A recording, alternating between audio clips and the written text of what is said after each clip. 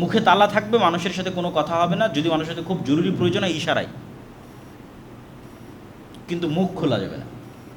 আর মুখ যদি খোলে তাহলে আস্তাগফিরুল্লাহ, আলহামদুলিল্লাহ, লা ইলাহা ইল্লাল্লাহ, লা ইলাহা ইল্লাল্লাহু ওয়াহদাহু লা শারীকা লাহু, লাহুল মুলকু ওয়া লাহুল হামদু ওয়া হুয়া আলা কুল্লি শাইইন কাদির, সুবহানাল্লাহি ওয়া বিহামদিহি সুবহানাল্লাহিল আযীম। এগুলো জিকির, আজকার, তাসবিহ, তাহলিল। তা মহান আল্লাহ সুবহানাহু ওয়া তাআলার এই নির্দেশ কি প্রমাণ করে? যে 3 দিন তিনি মানুষের সাথে যাবতীয় কথা বন্ধ রাখা, মাত্রাতিরিক্ত জিকির এবং সকাল সন্ধ্যা তাসবিহ পাঠের বরকতেই মহান আল্লাহ অসম্ভবকে সম্ভব করে দিবেন। আল্লাহু আকবার। আর এই 3 দিনের মধ্যেই তার স্ত্রী গর্ভবতী হবেন। মানুষ যদি জীবনে বড় কিছু অর্জন করতে চায়, তাহলে অতিরিক্ত জিকির এবং সকাল সন্ধ্যার তাসবিহ পাঠের কোনো বিকল্প নেই। আল্লাহ জাকারিয়ার জন্য এত বড় অসম্ভবকে সম্ভব করে দিচ্ছেন, অপ্রয়োজনীয় কথা বন্ধ, জিকির, আজকার এবং সকাল সন্ধ্যার তাসবিহ। তো আপনার জীবনেরও অনেক অসম্ভব আল্লাহ সম্ভব করে দিতে পারে জিকির দিয়ে, অনেক অসম্ভবকে আল্লাহ সম্ভব করে দিতে পারে সকাল সন্ধ্যার তাসবিহ দিয়ে। এর চেয়ে শক্তিশালী এবং এর চেয়ে পাওয়ারফুল অন্তত বর্তমান পৃথিবীতে কিছু নাই সকাল সন্ধ্যার জিকিরের চাইতে। আর সর্বশ্রেষ্ঠ জিকির পবিত্র কোরআন। ওয়াইদ ক্বালাতিল মালাইকাতু ইয়া মারইয়াম ইন্নাল্লাহা আসতাফাকি ওয়া তাহহারাকি ওয়াসতাফাকি আলা নিসাইল আলামিন। এবার মূল ঘটনার প্রেক্ষাপট তৈরি করা সম্পূর্ণ। এবার আল্লাহ মারিয়ামকে বলছেন ফেরেশতাদের মাধ্যমে, হে মারিয়াম, ইন্নাল্লাহা আসতাফাকি, আল্লাহ তোমাকে বাছাই করেছেন, ওয়া তাহহারাকি, এবং আল্লাহ তোমাকে পবিত্র করেছেন, ওয়াসতাফাকি আলা নিসাইল আলামিন, আর আল্লাহ তোমাকে বাছাই করেছেন সারা পৃথিবীর সকল মহিলার উপর। তো 2 বার বাছাই করার অর্থ কি? ধারাবাহিকভাবে আমি বলে যাচ্ছি। স্মরণ করুন সেই সময়ের কথা যখন ফেরেশতারা বলল, হে মারিয়াম, আল্লাহ নিশ্চয় তোমাকে মসজিদে আকসার খেদমতের জন্য বাছাই করেছেন। এটা প্রথমবার তার মায়ের মানতের কবুলিয়াতে মসজিদে আকসার খেদমতের জন্য বাছাই করেছেন, যা মূলত তার মায়ের মানতের কবুলিয়াত ছিল। আর তিনি তোমাকে তোমার মায়ের দোয়া অনুযায়ী শয়তানের প্ররোচনা থেকে পবিত্র করেছেন। আর মারিয়াম আলাইহিস সালাতু ওয়াস সালামের সর্বোচ্চ পবিত্রতা কী ছিল? শারীরিকভাবে আল্লাহ তাকে পবিত্র করেছিলেন হায়েজ এবং নিফাস থেকে। তিনি কখনো কোনো দিন হাইজা হননি এবং তার নেফাস হয়নি সন্তান প্রসবের পর। আর শারীরিক পবিত্রতার সর্বোচ্চ স্তর ছিল আল্লাহ সুবহানাহু ওয়া তাআলা তাকে পুরুষের সংস্পর্শ থেকে চিরদিনের জন্য পবিত্র করেছিলেন। আর মানসিকভাবে আল্লাহ সুবহানাহু ওয়া তাআলা তোমাকে সকল গুনাহ এবং গুনাহের চিন্তা থেকে পবিত্র করেছে। আর এইভাবেই মহান আল্লাহ সুবহানাহু ওয়া তাআলা এবার দ্বিতীয়বার বাছাই করছে, ওয়াসতাফাকে আলা নিসাইল আলামিন, সারা পৃথিবীর সকল মহিলার মধ্যে আল্লাহ তোমাকে বাছাই করেছে পিতাবিহীন ঈসা আলাইহিস সালাতু ওয়াস সালামের মা হওয়ার জন্য। সমগ্র পৃথিবীর সকল নারীদের মধ্যে আল্লাহ তোমাকে বাছাই করেছে। তো অলৌকিক সন্তানের সুসংবাদ আসার পূর্বেই মহান আল্লাহ তার মায়ের পবিত্রতার সর্বোচ্চ সাক্ষ্য দিলেন। কেন? এখন অলৌকিক সন্তানের সংবাদ আসবে, তা আগেই তার পবিত্রতার ঘোষণা আল্লাহ দিয়ে দিলেন। তারপর আল্লাহ বলছেন, ইয়া মারিয়াম কুনুতি লিরাব্বিকি ওয়াসজুদি ওয়ারকাই মা'আর রাকিঈন। যখনই কেউ মহান আল্লাহর মনোনীত বান্দা হয়, যখন আল্লাহর বিশেষ কোনো দয়া এবং রহমত পায়, তখন দায়িত্ব বেড়ে যায়। কিসের দায়িত্ব বাড়ে? রবের শুকরিয়া আদায়ের দায়িত্ব বাড়ে। তো যেহেতু আল্লাহ আগের বাক্যে বললেন, মারিয়াম তোমাকে এত এত নেয়ামত, রহমত, বরকতের জন্য আমি বাছাই করেছি, এবার তোমার কাজ কি? তোমার কাজ হচ্ছে, হে মারিয়াম, তুমি তোমার রবের একনিষ্ঠ অনুগত হও, লম্বা সময় সালাতে দাঁড়িয়ে থাকো, বেশি বেশি সিজদা করো, এবং মসজিদে আকসায় রুকুকারীদের সঙ্গে জামাতে রুকু করো। মেয়েরা যেমন মসজিদে ইতিকাফ করতে পারে, তেমনি তারা চাইলে জামাতেও সালাত আদায় করতে পারে, যা এই আয়াত থেকে স্পষ্ট বোঝা যায়। আর এই আয়াত থেকে আরও একটা জিনিস বোঝা যায় যে মানুষের জীবনের প্রকৃত মর্যাদার যে সিক্রেট, সর্বোচ্চ সম্মানের আসীন হওয়ার যে সিক্রেট, সেই সিক্রেটটা হচ্ছে আল্লাহর সামনে বিনয় হওয়া, আল্লাহর অনুগত হওয়া, পবিত্র থাকা, বেশি বেশি জিকির আজকার করা, জামাতে সালাত আদায় করা, এবং রুকু করা এবং অতিরিক্ত সিজদা করা, যেগুলো আল্লাহ মারিয়ামের জন্য বললেন, যেগুলো আল্লাহ জাকারিয়ার জন্য বললেন। এগুলোই পৃথিবীতে এবং পরকালে সর্বোচ্চ সম্মানে সম্মানিত হওয়ার সিক্রেট, যা আল্লাহ তাদের জন্য নির্ধারণ করে দিলেন। যালিকা মিন আম্বাইল গায়বি নুহিহি ইলাইক ওমা কুনতা লাদাইহিম ইয ইলকুনা আকলামাহুম আইয়ুহুম ইয়াকফুলু মারইয়াম ওমা কুনতা লাদাইহিম ইয ইখতাসিমুন। এবার ওই যে জাকারিয়া আলাইহিস সালাতু ওয়াস সালাম মারিয়ামের দায়িত্ব নিয়েছিলেন, ওই দায়িত্বটা তিনি কিভাবে পাচ্ছেন সেটা বলতে গিয়ে আল্লাহ ভূমিকাটা এভাবে ধরলেন যে জাকারিয়া, ইয়াহিয়া এবং মারিয়াম সম্পর্কে এতক্ষণ যা আলোচিত হয়েছে, এবং ঈসা আলাইহিস সালাতু ওয়াস সালামের জন্ম এবং তার পরবর্তী ঘটনা যা আলোচিত হবে কোরআনে, এগুলো সব গায়েবের সংবাদ, যা আমরা ওহীর মাধ্যমে আপনাকে জানাচ্ছি, হে মুহাম্মদ সাল্লাল্লাহু আলাইহি ওয়াসাল্লাম। হে মোহাম্মদ সাল্লাল্লাহু আলাইহি ওয়াসাল্লাম, এই ঘটনাগুলোর সময় আপনি সেখানে উপস্থিত ছিলেন না। আবার আপনি নিজে জেরুজালেম বা ফিলিস্তিনের বাসিন্দাও নন যে মানুষের মুখে মুখে শুনবেন, বরং আপনি জেরুজালেম থেকে 1000 কিলোমিটার দূরে মক্কার অধিবাসী। আর আপনি পড়ালেখাও জানেন না যে কোনো কিতাব অধ্যয়ন করে মানুষের সামনে এগুলো বলবেন। আর মক্কায় কোনো আহলে কিতাব বসবাস করতো না, মানে কোনো ইহুদি খ্রিস্টান বসবাস করতো না যে তাদের থেকে শুনে আপনি এটা বলবেন। আর আহলে কিতাবের এক অংশ তো মারিয়ামের সন্তানকে আল্লাহর সন্তান মনে করে, আর এক অংশ তথা ইহুদিরা তো মারিয়ামকে ব্যভিচারী মনে করে, নাউজুবিল্লাহ। আর এক অংশ তো ঈসা আলাইহিস সালাতু ওয়াস সালাম মারা গেছেন মর্মে বিশ্বাস করে। আর আপনি মুহাম্মদ সাল্লাল্লাহু আলাইহি ওয়াসাল্লাম সর্বপ্রথম কোরআনের মাধ্যমে এই তিনটা জিনিস পরিষ্কার করে দিচ্ছেন।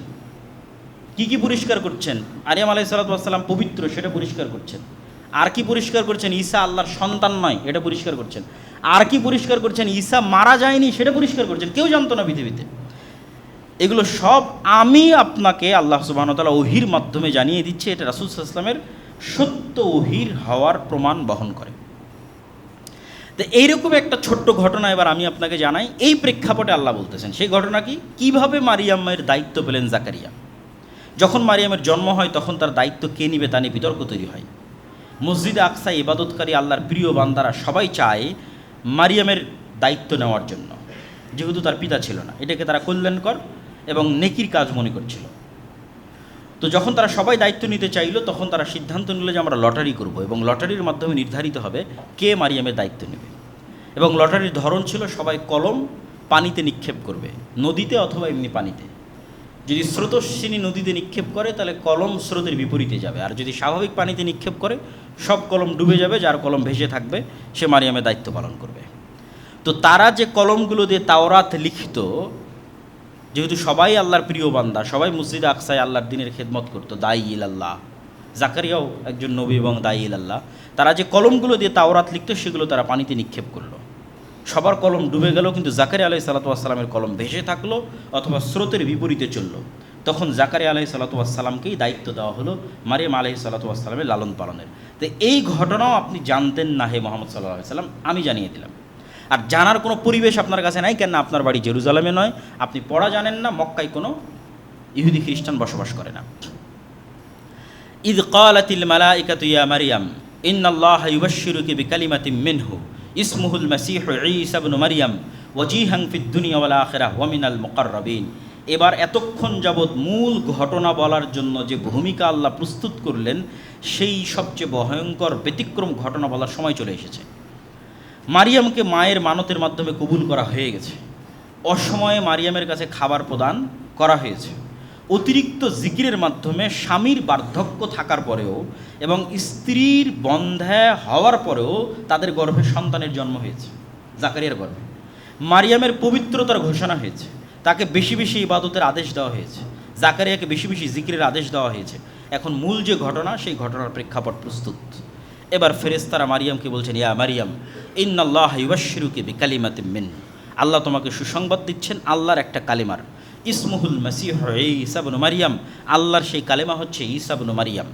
ওয়াজিহান ফিদ দুনিয়া, যে দুনিয়াতে এবং পরকালে সম্মানিত হবে, অমিনাল মুকাররাবিন, এবং আল্লাহর নৈকট্যপ্রাপ্ত বান্দাদের অন্তর্ভুক্ত হবেন। তো সেই কালেমা কি? কালেমা হচ্ছে কুন ফায়াকুন, ইদা কাযা আমরান ফাইন্নামা ইয়াকুলু লাহু কুন ফায়াকুন। এবং এটা আল্লাহ নিজেই কোরআনে ব্যাখ্যা করে দিবেন যে কালেমা হচ্ছে কুন, যে আল্লাহ সুবহানাহু ওয়া তাআলা ঈসা আলাইহিস সালাতু ওয়াস সালামকে সৃষ্টি করেছেন ঠিক যেভাবে আদম আলাইহিস সালাতু ওয়াস সালামকে সৃষ্টি করেছেন, কুন শব্দের মাধ্যমে।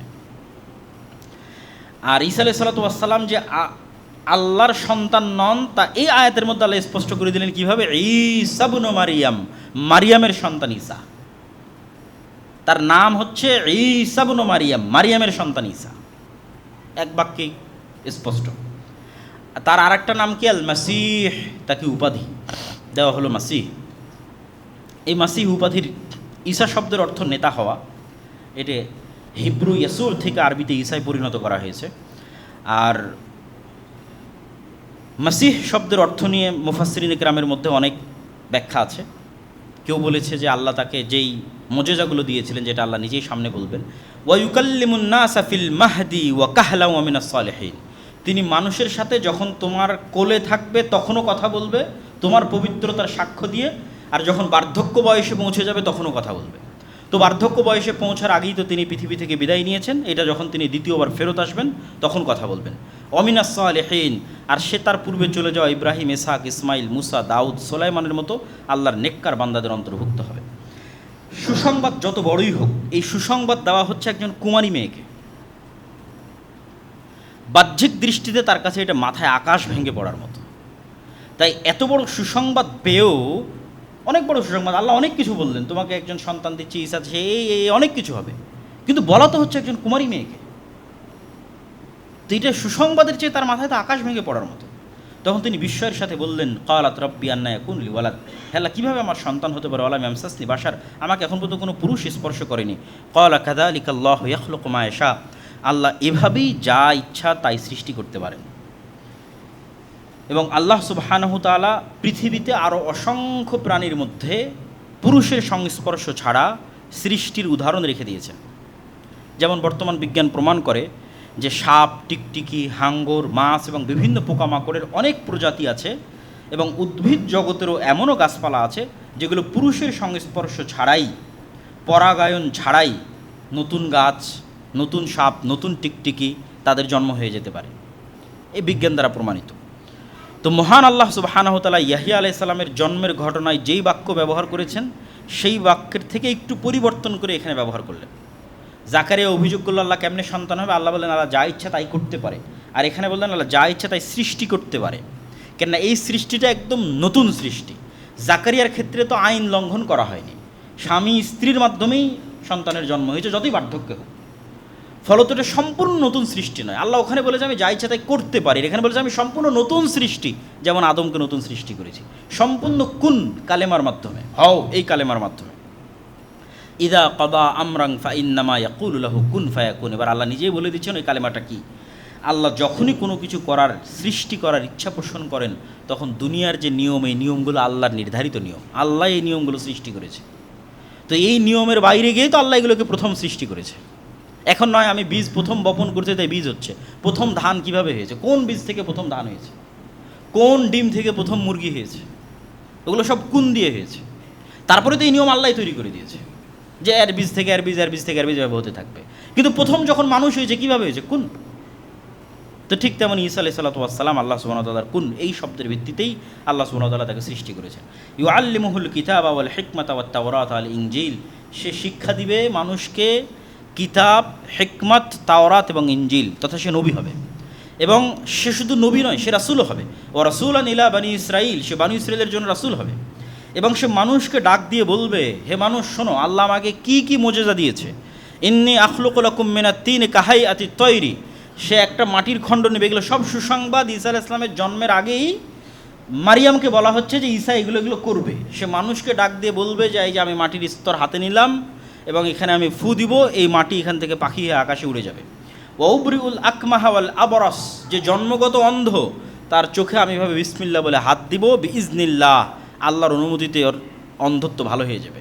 যে কুষ্ঠরোগে আক্রান্ত আমি তার শরীরে হাত দিব বিসমিল্লাহ বলে, ভালো হয়ে যাবে। ওহিল মাউতা বিইজনিল্লাহ, সবচেয়ে আশ্চর্য হচ্ছে আমি একদম মৃত মানুষকেও জীবিত করতে পারবো, ঈসা আলাইহিস সালাম বলবেন, এবং তিনি বাস্তবে করেছেন। তো মৃত মানুষকে তিনি বিসমিল্লাহ বলে জীবিত করবেন। ও উনাব্বিউকুম বিমা তাকুলুনা ফি বুয়ুতিকুম ওয়া মা তাদাখিরুন, আর কে আজকে কি খেয়েছে বাড়িতে, আর কার বাড়িতে কি আছে সব বলে দিতে পারবেন। এবং এই পয়েন্টেই মূলত ঈসা আলাইহিস সালামের সাথে তার অনুসারীরা ঠাট্টা করত। এই পয়েন্টটাতে যখন মুসা আলাইহিস সালাম এগুলো সব মোজেজা দেখালেন, তো মোজেজা দেখে মানুষের অন্তর নরম হয়ে ঈমান আনার কথা। কিন্তু বানু ইসরাঈলের ক্ষেত্রে যেটা বারবার ঘটেছে, বড় বড় মোজেজা দেখেও তাদের অন্তর নরম হয়। তো ঈসা আলাইহিস সালামের সাথে তারা এটা ঠাট্টা করতো, বারবার সে বলেন তো আজকে আমি কী খেয়ে এসেছি, বলেন তো আজকে এখনই আমি কী খেয়ে আসলাম, আজকে বলেন দেখে আমার বাড়িতে কী আছে। তো বারবার এই প্রশ্নের মাধ্যমে ঈসা আলাইহিস সালামকে মূলত ঠাট্টা করা হতো। কিন্তু তিনি বলতে পারতেন, কিন্তু এটা বলতে পারাটা তো মূল উদ্দেশ্য নয়। মূল উদ্দেশ্য তোমরা আমাকে নবী হিসেবে মানো এবং আল্লাহর আনুগত্য করো।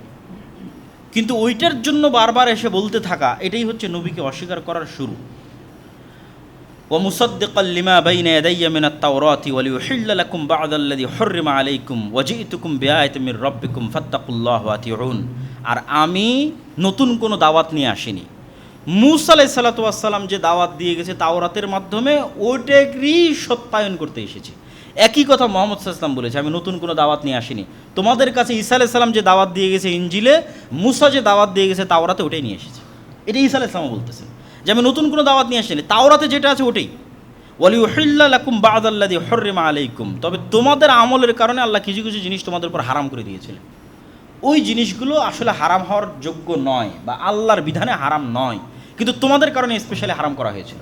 ওগুলো আমি কিছু কিছু তোমাদের জন্য হালাল করে দেবো, যেমন উটের গোস্ত, চর্বি, এগুলো বানু ইসরায়েলের জন্য শাস্তিস্বরূপ হারাম ছিল। ইন্না রব্বি ওয়া রব্বুকুম ফা'বুদুহু হাযা সিরাতুম মুস্তাকিম, এটাও ঈসা আলাইহিস সালামের কথা। আমি আর তোমরা তোমাদের সবার প্রতিপালক আল্লাহ, অতএব ইবাদত হবে আল্লাহর। এটা কেন বলা হচ্ছে? এত এত এত মুজিজা থাকার পরও ঈসা আলাইহিস সালাম কি ইবাদতের যোগ্য? অলৌকিক জন্ম থেকে শুরু, মায়ের কোলে কথা বললেন, অলৌকিকভাবে জন্ম নিলেন, তার মায়ের কাছে অলৌকিকভাবে খাবার আসতো, জীবিতকে মৃত করলেন, মাটি থেকে উড়ন্ত পাখি তৈরি করলেন, সবার অসুস্থতা ভালো করে দিলেন, পুরো জীবনটাই অলৌকিকতায় ভরপুর। আবার জীবিত অবস্থা আকাশে উঠে যাবেন। তাই এত অলৌকিকত্বের পরেও কি তিনি ইবাদতের যোগ্য? তখন উনি নিজেই বলছেন, ইন্নাল্লাহ রব্বি ওয়া রব্বুকুম, নিশ্চয় আল্লাহ আমার রব এবং তোমাদের রব, আমি আল্লাহরই বান্দা। অতএব তোমরা আমার নয়, আল্লাহরই ইবাদত করো। হাযা সিরাতুম মুস্তাকিম, আর এটাই হচ্ছে অতীত থেকে যুগ যুগ থেকে চলে আসা নবীদের দাওয়াত। একটা কথাই, রব্বি ওয়া রব্বুকুম ফা'বুদুল্লাহ, সেটা তোমরা আল্লাহর ইবাদত করো। ফালাম্মা হাসসা ঈসা মিনহুমুল কুফরা ক্বালা মান আনসারি ইলাল্লাহ, এই যে বললাম যে তিনি এতগুলো মুজিজা দেখালেন, তো এই মুজিজা অন্যগুলো তো মোটামুটি মানুষের কাজে লাগে, কিন্তু ওই যে একটা মুজিজা যেটা মানুষ অপব্যবহার করা শুরু করলো, বলেন দেখি এখন কি খেয়ে আসলাম, বলেন দেখি আজকে আমার বাড়িতে কি আছে, এই আচরণে ঈসা আলাইহিস সালাম কষ্ট পেলেন এবং তিনি বুঝতে পারলেন যে মানুষ তার উপর ঈমান আনবে না, বরং কুফরি করবে, তাকে অস্বীকার করবে। তখন তিনি বললেন, একে তো মানুষ তার মাকে অপবাদ দিচ্ছে, ওই একটা অপবাদের বোঝা তো তার ব্রেনে মেন্টালি প্রেশার হিসেবে আছেই, বাকি এত মুজিজা দেখার পরও মানুষ তার উপর ঈমান আনতেছে না। মান আনসারি ইলাল্লাহ, হে আমার জাতি, বলো তোমাদের মধ্যে কে খালেসভাবে আমার সহযোগিতা করবে আল্লাহর সন্তুষ্টির জন্য। আনসারুল্লাহ, আল্লাহর সহযোগী হবে, আল্লাহর সন্তুষ্টির জন্য আমাকে সহযোগিতা করবে কে? ক্বাল আল হাওয়ারিয়ুনা, হাওয়ারিরা বলল, যারা সাদা রঙের অধিকারী। তো শাব্দিক অর্থ হচ্ছে সাদা রঙের অধিকারী। কি সাদা রং? মুফাসসিরিন ইকরাম লিখেছেন তারা সাদা জামা পরতো এই কারণে, কেউ লিখেছেন তারা ধোপা ছিল, কাপড়কে ময়লা থেকে সাদা করতো এই কারণে, কেউ লিখেছেন তাদের অন্তর সাদা ধবধবে ছিল, পরিষ্কার, নিষ্কলুষ হৃদয়, পবিত্র হৃদয়। তো 12 জন হাওয়ারি বলল, নাহনু আনসারুল্লাহ, আমরা আল্লাহর সন্তুষ্টির জন্য আপনার এই দিনের দাওয়াত কবুল করলাম, আপনার উপর ঈমান আনলাম। ওয়াশহাদ বিআন্না মুসলিমুন, যদিও প্রথম ঈমান এনেছে জাকারিয়া আলাইহিস সালাতু ওয়াস সালাম, প্রথম ঈমান এনেছে ইয়াহইয়া আলাইহিস সালাতু ওয়াস সালাম, এবং ইয়াহইয়া এবং ঈসা আলাইহিস সালাতু ওয়াস সালাম তারা একই সাথেই তৎকালীন পৃথিবীতে দাওয়াতি কাজ করতেন, 2-3-4 বছরের ছোট বড়। ইয়াহইয়া আলাইহিস সালাতু ওয়াস সালাম 3-4 বছরের বড়, আর ঈসা আলাইহিস সালাতু ওয়াস সালাম 3-4 বছরের ছোট। ওয়ামাকারু ওয়ামাকারাল্লাহ ওয়াল্লাহু খায়রুল মাকিরিন, ইহুদিরাও ষড়যন্ত্র করলো আর আল্লাহও তাদের বিরুদ্ধে পাল্টা ষড়যন্ত্র করলেন। আর আল্লাহ যদি পাল্টা ষড়যন্ত্র করেন সেটাকে আর কেউ বাধা দিতে পারে না। তো কি হলো? এই আয়াতের ব্যাখ্যা কি, এই ধারাবাহিকতায় আয়াত কেন আসলো? তো ঈসা আলাইহিস সালাতু ওয়াস সালাম এবং হাওয়ারিরা মিলে এবং ইয়াহইয়া আলাইহিস সালাতু ওয়াস সালাম মিলে জেরুজালেম, ফিলিস্তিন এবং সিরিয়ার মাটিতে যে তাওহীদের দাওয়াত দেওয়া শুরু করলেন, আর উনি যে সবসময় মুজিজাগুলো দেখাতেন, ধীরে ধীরে এই 12 জন দিয়ে শুরু, ইয়াহইয়া দিয়ে শুরু, ধীরে ধীরে তার অনুসারীর সংখ্যা বাড়তেই লাগলো। এবং যখন তার অনুসারীর সংখ্যা বাড়তে লাগলো, তখন ভণ্ড ইহুদি ধর্মীয় নেতা যারা ছিল তাদের মুখোশ উন্মোচিত হতে লাগলো। হিংসার বশবর্তী হয়ে ইহুদিরা তো আগে থেকে তার মায়ের নামে মিথ্যা অপবাদ রটাতো, তারা তার সাথেও শত্রুতার সর্বোচ্চ শিখরে পৌঁছে গেল। এবং কোনো কিছুতেই যখন ঈসা আলাইহিস সালামের দাওয়াত থামানো সম্ভব হচ্ছিল না, তখন রোমান শাসকের সহযোগিতা নিয়ে ঈসা আলাইহিস সালামকে এবং ইয়াহইয়া আলাইহিস সালামকে, 2 জনকে হত্যার ষড়যন্ত্র করা হলো। এবং ইতিহাস বলে যে 3 জনকেই, মানে ইহুদি খ্রিস্টানদের দাবি অনুযায়ী 3 জনকেই হত্যা করা হয়েছে। জাকারিয়াকেও হত্যা করা হয়েছে, ইয়াহইয়াকেও হত্যা করা হয়েছে, ঈসা আলাইহিস সালামকে হত্যা করা হয়েছে। ইসলাম এসে বলল যে ঈসা আলাইহিস সালাম নিহত হননি, 500 বছর পরে এসে বলল ঈসা আলাইহিস সালামকে আল্লাহ উঠিয়ে নিয়েছে। কিন্তু জাকারিয়া এবং ইয়াহইয়া আলাইহিস সালামের বিষয়ে ইতিহাসে মোটামুটি প্রসিদ্ধ যে তাদেরকে ইহুদিরা সাকসেসফুলি হত্যা করেছে। এবং 2 জনেরই হত্যার জন্য ভিন্ন ভিন্ন ঘটনা প্রচলিত আছে, সত্য মিথ্যা আল্লাহ ভালো জানে। জাকারিয়া আলাইহিস সালামের জন্য প্রচলিত আছে তিনি একটা গাছের মধ্যে আশ্রয় নিয়েছিলেন, পুরো গাছ করাত দিয়ে কেটে ফেলা হয়েছিল এবং তিনিও সেখানে নিহত হয়েছিলেন। আর ইয়াহইয়া আলাইহিস সালামের ক্ষেত্রে প্রসিদ্ধ আছে যে তৎকালীন বাদশাহ এক অবৈধ সম্পর্কে লিপ্ত ছিল, যেটা তাওরাত অনুযায়ী, ইনজিল অনুযায়ী হারাম। তো বাদশাহ চাচ্ছিল যে তার এই কাজকে ধর্মীয় নেতারা বৈধতা দিক। তো ধর্মীয় নেতাদের মধ্যে ইয়াহিয়া আলাইহিস সালাতু ওয়াস সালাম এই কাজের বৈধতা না দিয়ে সেটাকে ওপেন হারাম ঘোষণা করলেন। এবং ইয়াহিয়া আলাইহিস সালামের এই হারাম ঘোষণার কারণে তার ভিতরে এবং তার যেই মেয়ের সাথে তার অবৈধ সম্পর্ক ছিল তাদের ভিতরে একটা ক্ষোভ বিরাজ করলো যে আমাদের বিরুদ্ধে এই ফতোয়া দিচ্ছে, এর প্রতিশোধ আমরা নিবই। তো ফলো ওই মেয়ে বাদশার কাছে চাইলো যে তুমি যদি আমাকে সন্তুষ্ট করতে চাও তাহলে ইয়াহিয়ার মাথা চাই, কাটা মাথা। তখন বাদশাহ তার সেই প্রেমিকাকে সন্তুষ্ট করার জন্য ইয়াহিয়া আলাইহিস সালাতু ওয়াস সালামের কর্তনকৃত মাথা সেখানে উপস্থিত করেছিল, তথা ইয়াহিয়া আলাইহিস সালামকে হত্যা করেছিল। তো তাদের ষড়যন্ত্র কোথায় গিয়ে সফল হয়নি? ঈসা আলাইহিস সালাতু ওয়াস সালামের ক্ষেত্রে গিয়ে সফল হয়নি, যেটা আল্লাহ বলছেন যে তারা ঈসা আলাইহিস সালাতু ওয়াস সালামকে হত্যার ষড়যন্ত্র করলো। কিন্তু আল্লাহ সুবহানাহু ওয়া তাআলা কী করলেন? আল্লাহ পরের আয়াতে বলছেন, ইদ ক্বালাল্লাহু ইয়া ঈসা ইন্নী মুতাওয়াফিকা ওয়া রাফিউকা ইলাইয়া ওয়া মুতাহহিরুকা মিনাল্লাযীনা কাফারু। ঈসা, আমি তোমাকে ঘুমের মধ্যে ঘুমন্ত অবস্থায় আসমানে উঠিয়ে নেব, রাফিউকা ইলাইয়া, আমার কাছে উঠিয়ে নেব, ওয়া মুতাহহিরুকা, আর তোমাকে আমি পবিত্র করব যা যা অপবাদ তোমার মায়ের নামে দেওয়া হয়েছে আর মানুষ তোমাকে যা অপবাদ দিয়েছে এগুলো সব কিছু থেকে তোমাকে পবিত্র করে দেব। ওয়া জাইলুল লাযীনা ইত্তাবাউকা ফাওকা আল্লাযীনা কাফারু ইলা ইয়াউমিল কিয়ামা, আর যারা সত্যিকারভাবে তোমার যে দাওয়াত, তাওহীদের দাওয়াত, এই সত্যিকারভাবে যারা এই দাওয়াতের অনুসরণ করবে, তুমি যে আল্লাহর সন্তান নও বরং আল্লাহর বান্দা এবং আল্লাহর নবী, এটাকে স্বীকার করবে এবং তোমার মা যে পবিত্র এটাকে স্বীকার করবে, তাদেরকে আমি পৃথিবীতে বিজয়ী রাখবো। রব্বি হাবলি মিল্লাদুনকা যুররিয়াতান তাইয়্যিবাহ। হে আল্লাহ, মারিয়ামকে যদি আপনি অসময়ে খাবার দিতে পারেন তাহলে আমাকেও তো সন্তান দিতে পারেন। দীর্ঘদিন থেকে এটা আমার চাওয়া ছিল, কিন্তু চাওয়ার সাহস করিনি। কেন অসম্ভব? কেন অসম্ভব? ওটা তিনি নিজেই ব্যাখ্যা করবেন। ইন্নাকা সামিউদ দুআ, আর আপনি তো দোয়া শুনেন। ইমরানের স্ত্রীর দোয়া শুনেছেন, মারিয়ামের মায়ের দোয়া শুনেছেন, আপনি দোয়া শুনেন। ওই যে আগে বলে এসেছে সামিউন, আল্লাহ শুনেন। কি শুনেন? সামিউদ দোয়া, দোয়া শুনেন। আল্লাহ সর্বশ্রোতা, মানুষের দোয়া শুনেন। এখানে এই আয়াত থেকে দুটো পয়েন্ট আমাদের বের করতে হবে। একটা পয়েন্ট হচ্ছে, আল্লাহ যখনই কাউকে সন্তান দেওয়া বা সন্তান চাওয়ার কথা উল্লেখ করেছেন তখন তার যে গুণের কথা বলেছেন সেটা ওয়াহাবা ইয়াহিবু, ওয়াহাব। আল্লাহ সুবহানাহু তাআলা দয়ালু। ওয়াহাব মানেও আল্লাহ দয়ালু, আল্লাহ দেন। রহমান মানেও দয়ালু, রহিম মানেও দয়ালু। কিন্তু ওয়াহাবের যেটা দেওয়া সেটা হচ্ছে না চাইতেই অথবা বিনিময় ছাড়াই অথবা অসম্ভব কিছু, অথবা সে হকদার নয় অথবা সে যোগ্য নয়, তারপরেও আল্লাহ সুবহানাহু ওয়া তাআলা নিজের দয়ায় দিয়ে দেন, এটাকে বলে ওয়াহাব। হ্যাঁ, আপনি দিতে পারেন, আমাকে দেন। আরেকটা কি এখান থেকে? তয়্যিবাহ, পবিত্র বংশধর দেন। তিনি তো শুধু সন্তান চাইতে পারতেন, কিন্তু তিনি চাইলেন পবিত্র বংশধর, পবিত্র সন্তান। তাহলে মুমিনের দোয়া শুধু সন্তান চাওয়ার দোয়া কখনোই হওয়া উচিত নয়, বরং মুমিনের দোয়া হবে এমন সন্তান চাওয়ার দোয়া যে হবে পবিত্র, সৎ। যেমনটা জাকারিয়া আলাইহিস সালাতু ওয়াস সালাম দোয়া চাচ্ছেন, তিনি শুধু সন্তান চাচ্ছেন না, বলছেন পবিত্র সন্তান, পবিত্র বংশধর। ফানাদাতহুল মালাইকাতু ওয়া হুয়া কায়িমুন ইউসাল্লি ফিল মিহরাব। জাকারিয়া আলাইহিস সালাতু ওয়াস সালাম ইনস্ট্যান্ট এই দৃশ্য দেখে ইনস্ট্যান্ট দোয়া করলেন। এবার ইমিডিয়েট সাথে সাথেই আল্লাহ সুবহানাহু ওয়া তাআলা ফেরেশতা দিয়ে তাকে উত্তর দিচ্ছেন। যখন তিনি তার সালাত শেষই করেননি, তিনি সালাতে দাঁড়িয়ে দোয়া করতেছেন, সালাত শেষই করেননি, তখনই ফেরেশতা তাকে ডাক দিয়ে বলছে, ইন্নাল্লাহা ইউবাশশিরুকা বিয়াহইয়া মুসাদ্দিকাম বিকালিমাতিন মিনাল্লাহ ওয়া সাইয়্যিদান ওয়া হাসূরান ওয়া নাবিয়্যাম মিনাস সালিহিন। আল্লাহ তোমাকে সুসংবাদ দিচ্ছে একটা সন্তানের, তার নামও আল্লাহ বলে দিচ্ছে। এবং আমরা যখন সূরা মারিয়ামের অনুবাদ করব তখন এটার সাথে আরও কিছু তথ্য যুক্ত হবে। আল্লাহ সুবহানাহু তাআলা একটা সন্তানের সুসংবাদ দিচ্ছে, তার নামও বলে দিচ্ছে, তার নাম হবে ইয়াহিয়া। তার গুণ কী হবে? এক, মুসাদ্দিকাম বিকালিমাতিন মিনাল্লাহ, অচিরেই আল্লাহর একটা কালিমা আসবে, সেই কালিমাকে সে সত্যায়ন করবে। আল্লাহর কালিমা হচ্ছে ঈসা আলাইহিস সালাতু ওয়াস সালাম।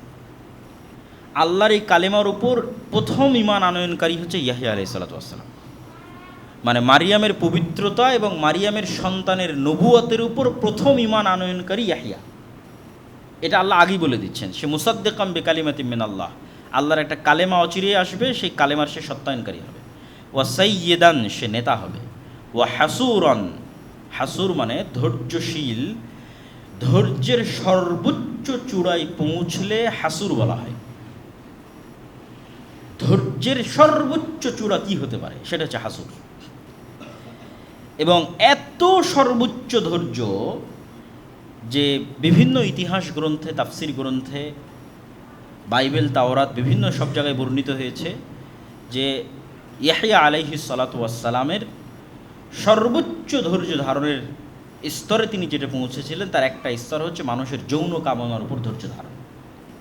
ফলত তার কখনো কোনো স্ত্রী গ্রহণ বা নারী সংস্পর্শ গ্রহণের কখনো প্রয়োজনই হয়নি। তিনি ধৈর্যের এত সর্বোচ্চ স্তরে পৌঁছে গেছিলেন। ওয়া নাবিয়্যাম মিনাস সালিহিন, তিনি সর্বোচ্চ স্তরের ধৈর্য ধারণকারী হবেন, নবী হবেন, সৎ কর্মশীল বান্দাদের অন্তর্ভুক্ত হবেন। এতগুলো গুণ আল্লাহ সুবহানাহু ওয়া তাআলা ইয়াহইয়ার জন্য বললেন। কোন ইয়াহইয়া? যে জাকারিয়া এখন মারিয়ামের খালু, যিনি এখন তার সন্তানের জন্য দোয়া করছেন, তার যে সন্তান হবে তার গুণ বলছেন। তা আল্লাহ সুবহানাহু ওয়া তাআলার এই ভবিষ্যৎবাণী শোনার পর জাকারিয়া আলাইহিস সালাতু ওয়াস সালাম বিশ্বাস করতেন যে আল্লাহ তাকে চাইলে সন্তান দিতে পারে, কিন্তু সত্যি সত্যি আল্লাহ তাকে সন্তান দিয়ে দিবেন এত বড় আশা উনি করেননি। আর এত দ্রুত আল্লাহ তার দোয়া কবুল করবেন, এটা যেন মেঘ না চাইতে বৃষ্টির মতো। তাই তিনি আনন্দের আতিশয্যে বিস্ময়ে আল্লাহকে বলছেন, রব্বি আন্না ইয়াকুনু লি গোলাম, অস্বীকার করে নয়, বিস্ময়ে যে আল্লাহ আমার কেমনে সন্তান হতো, আযাবান শাদীদা।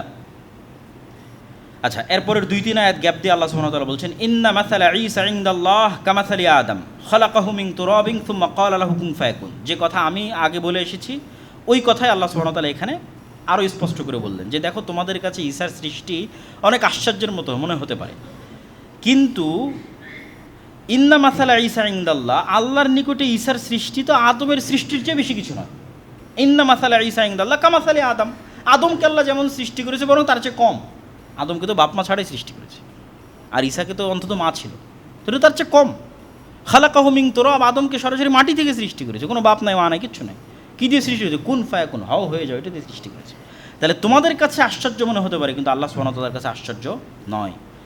আর এটাই আল হাক্কু মির রব্বিকা ফালা তাকুম মিনাল মুমতারিন।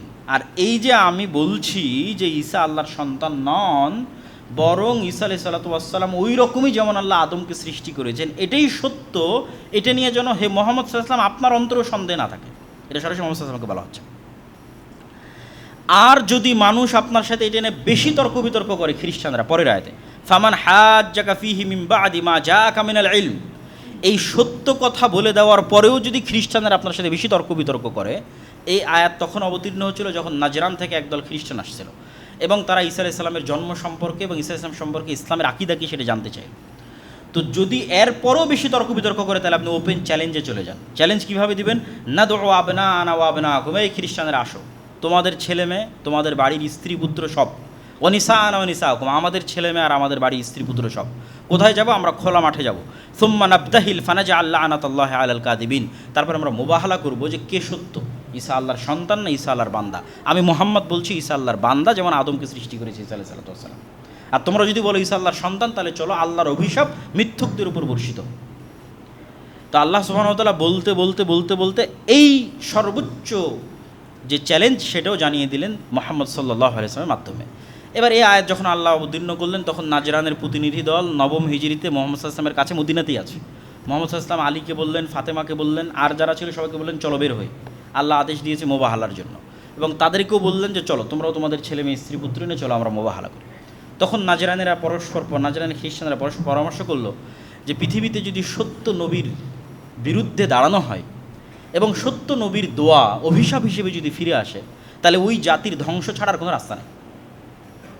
তো যদি মোহাম্মদ সত্য নবী হয়, আর যদি মোহাম্মদের দোয়া রব্বুল আলামিনের কাছে সত্য হিসেবে আমাদের উপর অভিশাপ হিসেবে ফিরে আসে, তাহলে আমাদের ধ্বংস ছাড়া কোনো রাস্তা নেই, অতএব মোবাহালা করার দরকার নেই। তখন তারা আর মুহাম্মদ সাল্লাল্লাহু আলাইহি ওয়াসাল্লামের সাথে মোবাহালায় অংশগ্রহণ করেনি। ইন্না হাযা লাহুল কাসাসুল হক ওয়া মা মিন ইলাহিন ইল্লাল্লাহ ওয়া ইন্নাল্লাহা লাহুল আজিজুল হাকীম। আর এতক্ষণ যে কিসসা আমরা বললাম এগুলো সত্য ঘটনা, আল্লাহ সুবহানাহু ওয়া তাআলা ব্যতীত কোনো ইলাহ নেই, আর তিনি আজিজ পরাক্রমশালী, যা ইচ্ছা তাই করতে পারেন, আর হাকিম তিনি প্রজ্ঞাময়, কখন কোনটা কীভাবে করতে হবে খুব ভালোভাবে জানেন। তো আমাদের সময় সংক্ষিপ্ত, এই জন্য আমরা সূরা মারিয়ামের যে অংশটুকু বাকি থাকলো মারিয়াম আলাইহিস সালাম সম্পর্কে সেটা বলতে পারলাম না। তবে একটা কথা না বললেই, আজকের বক্তব্যের মধ্যে একটা কথা প্রাসঙ্গিক, যেটা না বললেই নয়, সেটা বলে শেষ করব। এই পুরো ঘটনা থেকে আমরা কি শিখলাম? এই পুরো ঘটনা থেকে আমরা ইয়াহইয়া আলাইহিস সালামের জন্ম, জাকারিয়া আলাইহিস সালামের, তারপরে হচ্ছে মারিয়ামের জন্ম, তারপর আলাইহিস সালামের সন্তান ঈসা আলাইহিস সালামের জন্ম, সবগুলো থেকে যেটা শেখা গেল সেটা হচ্ছে মানুষের সম্মান এবং মর্যাদা, জিকির আজকার, সকাল সন্ধ্যার তাসবিহ, সালাত, এবং ওই সূরা মারিয়াম যদি তেলাওয়াত করতাম ওখানেও দেখতেন যে ঈসা আলাইহিস সালাম কী বলছেন।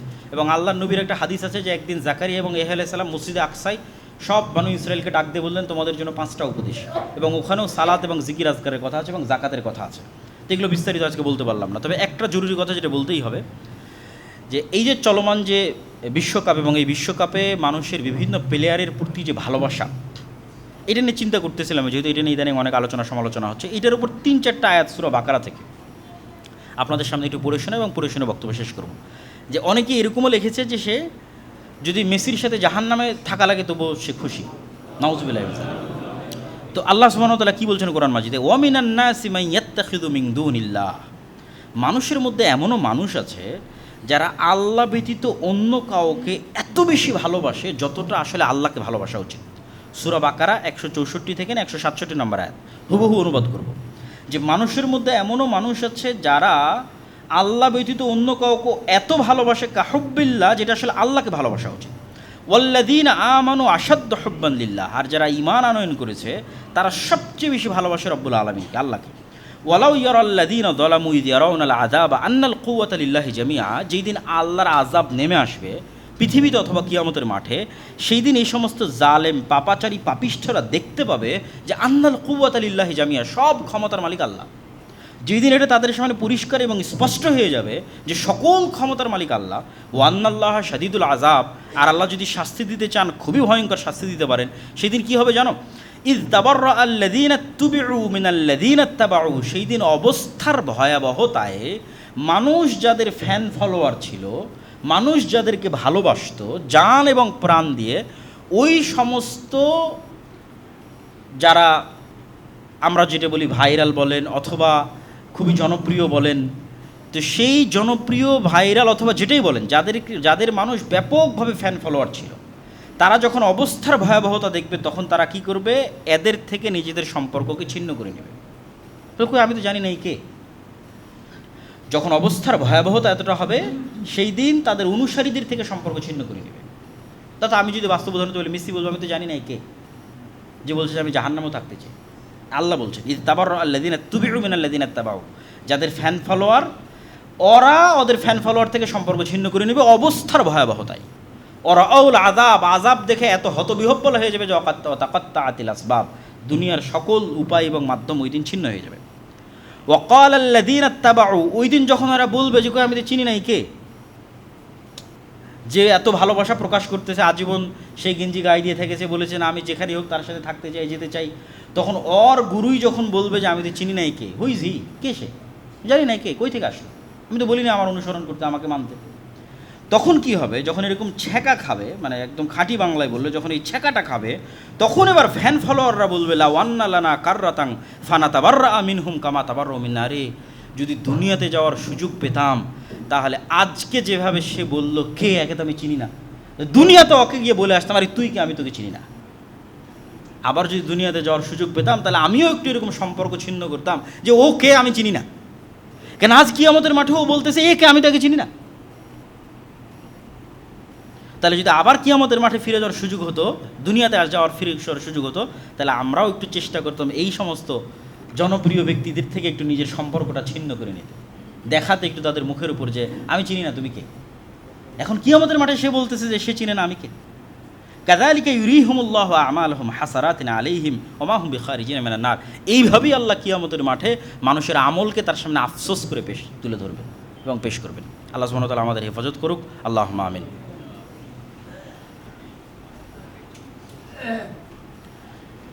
আলহামদুলিল্লাহিল্লাযী ওয়াহদা ওয়াসসালাতু ওয়াসসালামু আলা মান লা নাবিয়্যা বা'দাহু ইয়া আইয়ুহাল্লাযীনা আমানু সাল্লু আলাইহি ওয়া সাল্লিমু তাসলিমা। আল্লাহুম্মা সাল্লি আলা মুহাম্মাদ ওয়া আলা আলি মুহাম্মাদ কামা সাল্লাইতা আলা ইব্রাহিম ওয়া আলা আলি ইব্রাহিম ইন্নাকা হামিদুম মাজিদ। আল্লাহুম্মা বারিক আলা মুহাম্মাদ ওয়া আলা আলি মুহাম্মাদ কামা বারাকতা আলা ইব্রাহিম ওয়া আলা আলি ইব্রাহিম ইন্নাকা হামিদুম মাজিদ। রব্বানা যালামনা আনফুসানা ওয়া ইল্লাম তাগফির লানা ওয়া তারহামনা লানাকুনান্না মিনাল খাসিরিন। রব্বানা আতিনা ফিদ দুনিয়া হাসানাতাও ওয়া ফিল আখিরাতি হাসানাতাও